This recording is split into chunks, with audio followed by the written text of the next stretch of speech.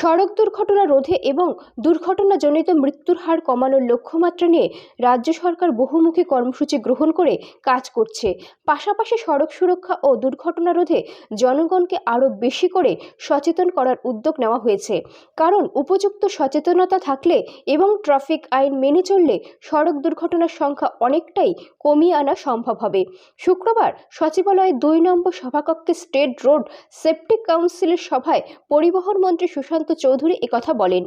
সভার শেষে সাংবাদিকদের সাথে কথা বলতে গিয়ে পরিবহন মন্ত্রী সুশান্ত চৌধুরী বলেন, সড়ক সুরক্ষার উপর গুরুত্ব দিয়ে প্রতি বছরই স্টেট রোড সেফটি কাউন্সিলের সভার আয়োজন করা হয়ে থাকে।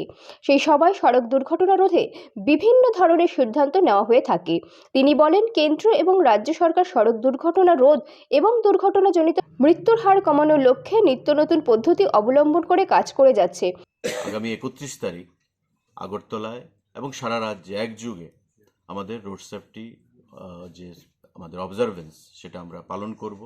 মাননীয় মুখ্যমন্ত্রী আগরতলাতে কেন্দ্রীয়ভাবে তার উদ্বোধন করবেন এবং জেলা স্তরে জেলার যে মেম্বাররা রয়েছেন, বিভিন্ন আমাদের জনপ্রতিনিধিরা রয়েছেন, তাদেরকে নিয়ে সেটা উদযাপন করা হবে। প্রতি বছর আমাদের রাজ্যে প্রায় ৭০০ থেকে ৭৫০ ফ্যাটাল অ্যাক্সিডেন্ট ঘটে থাকে এবং তার মধ্যে ২০০ থেকে ২৫০ এমন মানুষ তারা মৃত্যুবরণ করে এই রোড অ্যাক্সিডেন্টে। এবং আমাদের দায়িত্ব কর্তব্য থাকবে আগামী দিনে এই সংখ্যাটা যত পারা কমানো, এবং এতে করে প্রত্যেকের সহযোগিতা আমরা চাই এবং মাস অ্যাওয়ারনেস তাতে খুব প্রয়োজন।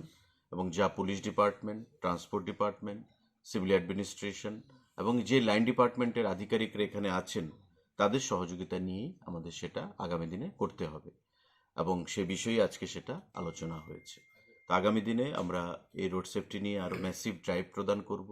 মানুষের মধ্যে যাতে হেলমেট পরে যাতে যানবাহন মোটর বাইক করা হয়, কোথাও কোনো ইনটক্সিকেটেড অবস্থায় যাতে কেউ ড্রাইভিং না করে, রেকলেস ড্রাইভিং না করে, বা এখানে NHIDCL এর national highways infrastructure development corporation, ভারতবর্ষের যে একটা সংস্থা, সেখানে তাদেরও আধিকারিকরা রয়েছেন, তাদেরও কি করণীয় সেটা ন্যাশনাল হাইওয়ের উপর সে বিষয়ে আলোচনা হয়েছে।